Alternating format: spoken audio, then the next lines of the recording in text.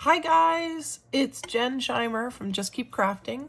Just wanted to hop on and show you something that I've been working on to get the most use out of my colored pencils, my watercolor pencils from Tim Holtz, the distress ones.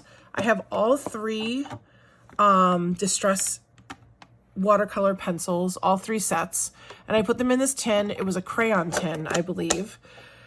And what I learned recently at a scrapbooking retreat was that you could take this is a really cute from Amazon, a watercolor they're magnets. They have magnets on the back and it's magnetic. And what I did was I pencil sharpened these and then put them in each color, and this is my my color coded, so I haven't done all of them, I've done a few of them, but like for instance, so this is picked raspberry. What I did was I took the shavings, put them in, and I'm going to show you how to do that, and then spray a little water, and that is all set for being used as watercolor with a paintbrush.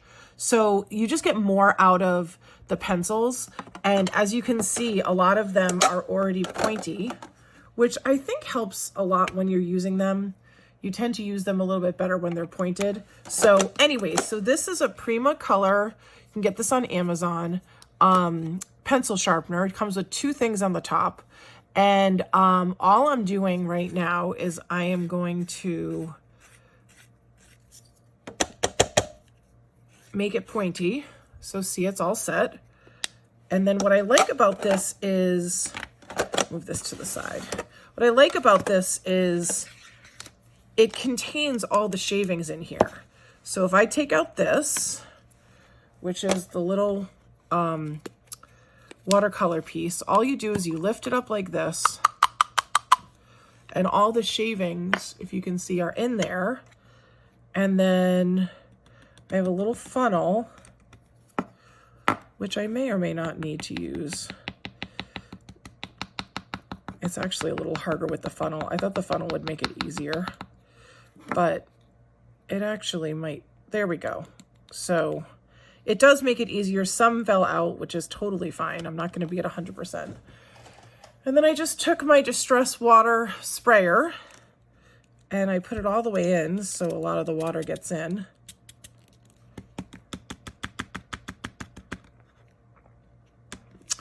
And then I took a little scooper thing, or a stirrer thing, I guess we would call it, to make sure the water is mixing in well with the color. And then that is pretty much all set to go back into here. And then that'll dry over time. And that's my Kitsch Flamingo. So let's do Tattered Rose next. So you can say I'm just following along with my color chart, which I made in Canva for myself. Oh, and then you can just take a little wipe, baby wipe, which I feel like I always get at the dollar store, which is awesome.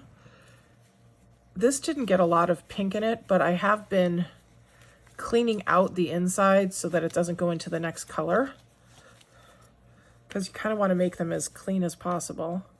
I guess I'll do the same thing with this. And then even with this, so that we can clean it as much as possible. Just so you're not, you could also use the other color. So there's this, I use this one for Kitsch and then that one.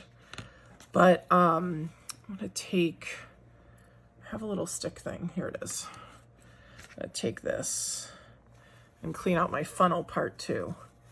It's not actually that hard to do. I found it, I got through probably 10 or 15 the last time I did it. And so I'm basically not doing this like consistently, but as I'll have this out now, I'll probably do, 2 rows, and then eventually I'll have all of them ready to go. So let's do one more. The next one is Tattered Rose.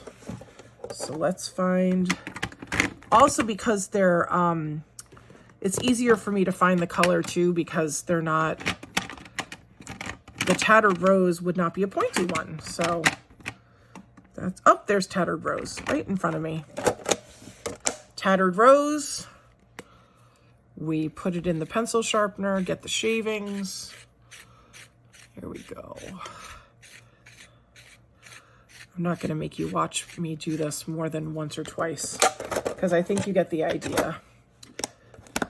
What I had originally done was just this, which kind of worked.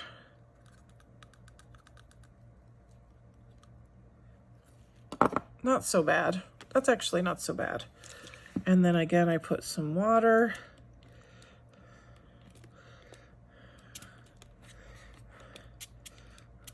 Probably 2 or 3 squirts.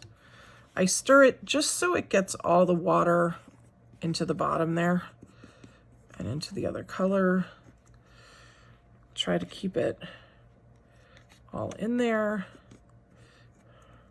And if I found that I had a little too much water, this one doesn't have as much water as the other one. I might put, oh, okay, it's getting on my finger. Just trying to wipe it off. Because no matter where it is in there, you're gonna, there we go, that's a little better. So I need a little more water. Any of that stuff on the sides you can use with your little watercolor pens, your watercolor brushes. So it doesn't really matter if it's up on the sides, I guess is what I'm saying. So see how it's up on the sides? You can still, when you re-wet it, use it. So there is Tattered Rose. So 2 done in maybe, I don't know, 2 minutes. Not too bad, right? So I'm going to continue. I'll probably do 2 rows now that everything's out. And I hope you enjoyed this video. I really like this. It's literally adorable. Like, it's going to be cute. And then I'll be able to use it for a watercolor set of all of Tim's colors, without having to buy a, not that he has a watercolor set, but if he did. So I love this idea. Love, love, love this idea. And I know you could sit here and do it, you know, for hours if you want to get them all done.